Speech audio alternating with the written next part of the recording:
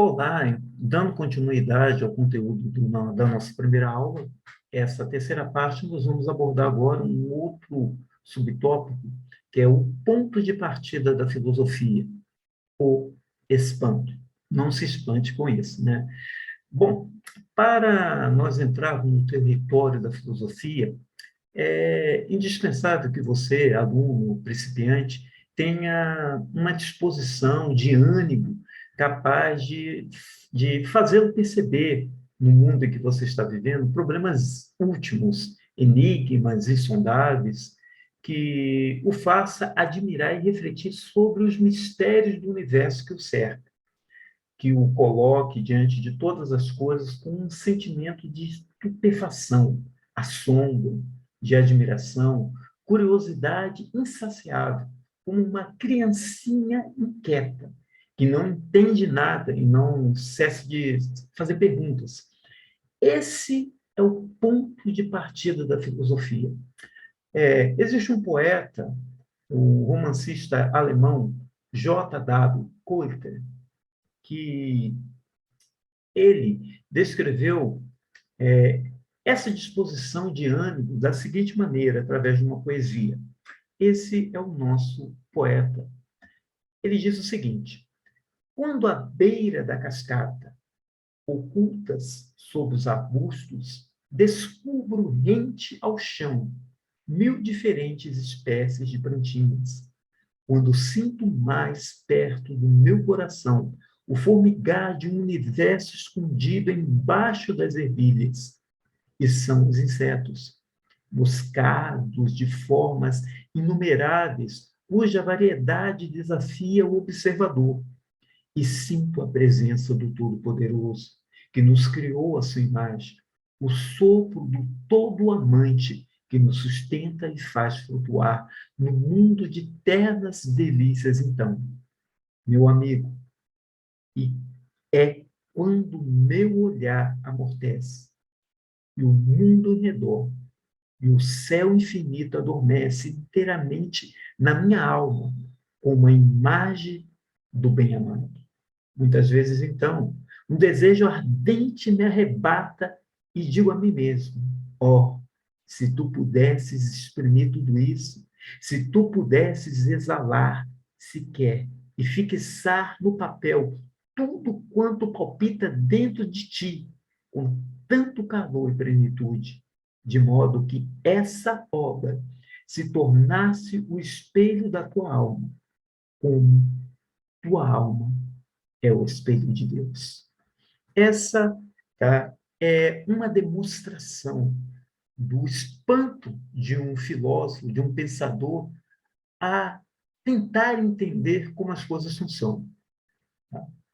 Não teria de fazer filosofia se o mundo em que somos destinados a viver e agir fosse transparente para as nossas sensações. Se ele se comportasse sempre da mesma maneira, e se todos os objetos que compõem consentissem permanecer o que parece, sem jamais causar espanto. É por isso que Platão ele diz que o ponto de partida da filosofia é o espanto, ou o tromazém. Em suas mesmas palavras, suas próprias palavras, melhor dizendo, ele diz o seguinte: é do espanto que o filósofo mais sofre, pois não há outro início para a filosofia além de que do tromazém do espanto. Há algo importante nessa afirmação que não podemos perder de vista. Traumazen é um fatos, isto é, um sofrer que não pode ser expresso por palavras. Tá? Isso se deve ao fato de que o espanto é vivenciado em uma esfera de contemplação terminantemente misteriosa e que emudece o filósofo.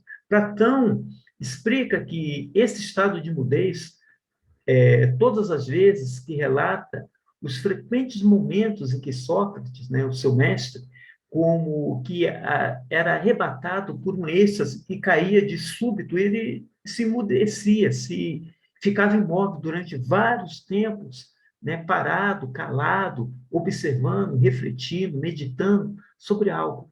E é assim que se começa a filosofar, quando você para meditar. E olha só que coisa interessante. A Bíblia nos convida para isso. A Bíblia nos convida para que nós meditemos. Tá?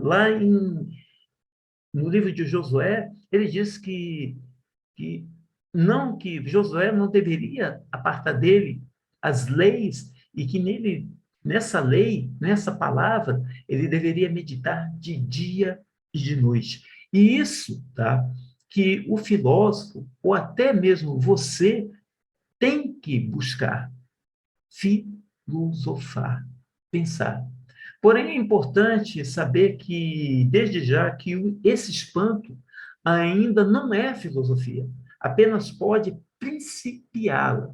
O que isso não significa que a vivência do espanto principia a filosofia. Como, vamos dizer aqui, por exemplo, o ligar o carro, na verdade, principia o dirigir. Não significa que toda pessoa que liga o carro sabe dirigir.